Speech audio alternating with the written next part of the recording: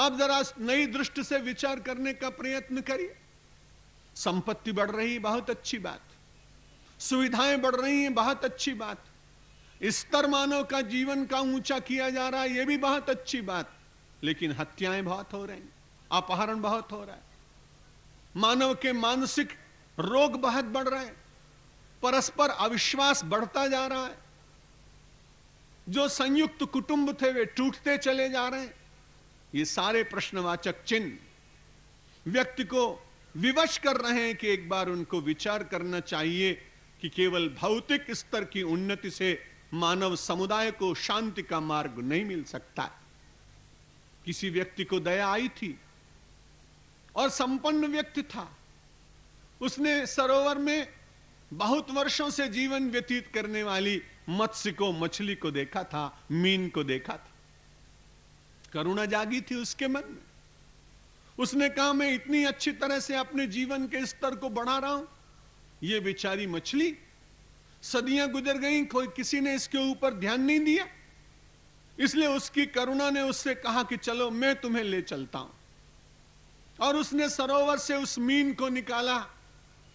वहां से निकालने के बाद ले गया अपने परिवार में। बहुत अच्छी तरह से उसने एक चांदी का कुंड बनाया और उसमें दूध भर दिया और उस मछली को उसमें डाला तो मछली बड़ी उदास, ऐसा लगने लगा कि कहीं प्राण न चले जाएं। लेकिन भौतिक विश्वासी व्यक्ति ने सोचा, जितना स्तर ऊंचा होना चाहिए उतना मैं कर नहीं सका, इसलिए प्रसन्न नहीं। इसलिए उसने दूध के कुंड में से निकालकर दधिकुंड में डाल दिया, दधिकुंड से निकालकर मधुकुंड में डाल दिया, मधुकुंड से निकालकर घृतकुंड में डाल दिया। और जैसे जैसे स्तर ऊंचा करता जाता वैसे वैसे मछली बड़ी दुखी और लगने लगा ऐसा कि अब तो प्राणांत बिल्कुल निकट। उधर से एक कोई भला व्यक्ति निकला। उसने कहा, क्या कर रहे हैं? उसने कहा, इस मछली के जीवन स्तर को उच्च कर रहा हूं और पूरे प्रयत्न के साथ लगा हूं, लेकिन जितना जितना स्तर ऊंचा करता हूं उतना उतना ये दुखी दिखाई पड़ रही। भला आदमी था। उसने कहा, सचमुच यदि इसे सुखी करना चाहते हो तो इतना ही निवेदन करूंगा, इसे जहां से लाए उसी सरोवर में डालो। और जब उसने उसकी बात मान ली, ननुनच बहुत किया लेकिन मान ली, और जब उसने सरोवर में, जल के सरोवर में उसको डाला तो मछली की ओर जब उसने देखा तो कृतज्ञता भरी आंखों से उसने धन्यवाद दिया।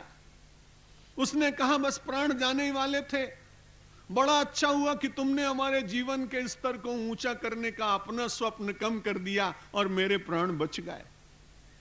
गोस्वामी तुलसीदास जी महाराज ने संभवतः इसी का चिंतन करते हुए लिखा होगा कि सुखी मीन जहां नीर अगाधा, जिमी हरि शरण न एक बाधा।